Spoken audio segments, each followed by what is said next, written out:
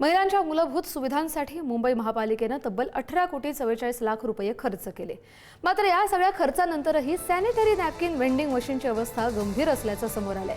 5,000 machine बसवण्याची निविदा काढण्यात आली होती, तर प्रत्यक्षात जवळपास 2,000 मशीन बसवल्याचा दावा आहे। पालिकेच्या कागदोपत्री 1,993 मशीन सुरू आहेत, पण Girgaon Chowpatty, gateway of India, Worli sea face, Shivaji park, Chaityabhoomi आणि सीएसएमटी परिसरातील पाहणीत अनेक मशीन्स बंद, नादुरुस्त किंवा गायब असल्याचं दिसून आलंय।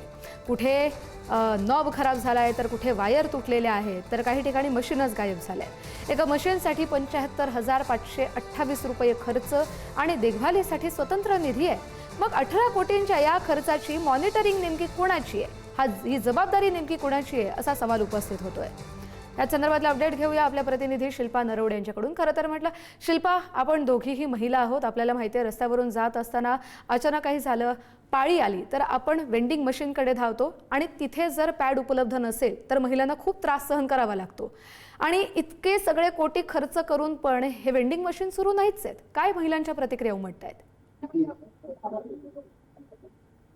खरंय कस्तुरी, हे भीषण वास्तव आहे मुंबईतलं। आपण जर पाहिलं तर मुंबई महानगरपालिकेमध्ये महिला राज आलं, मात्र आजही महिलांच्या आरोग्याविषयी ज्या सुविधा आहेत त्यावर प्रश्नचिन्ह उपस्थित होतोय। कारण मुंबई महानगरपालिकेने मुंबई शहरामध्ये हजारोंच्या संख्येने ज्या महिला आहेत त्या कामासाठी बाहेर पडत असतात आणि त्याच निमित्त महिलांची समस्या जाणून मुंबई महानगरपालिकेने माझ्या पाठीमागं जी ही मशीन दिसते, अशा मशीन प्रत्येक शौचालयामध्ये बसवण्यात आलेलं आहे। सॅनिटरी नॅपकिन यातून उपलब्ध होतं। आपण जर पाहिलं तर इथे 10 रुपयाचा कॉइन टाकला जातो आणि त्यानंतर इथे जे सॅनिटरी नॅपकिन आहे ते उपलब्ध होतं।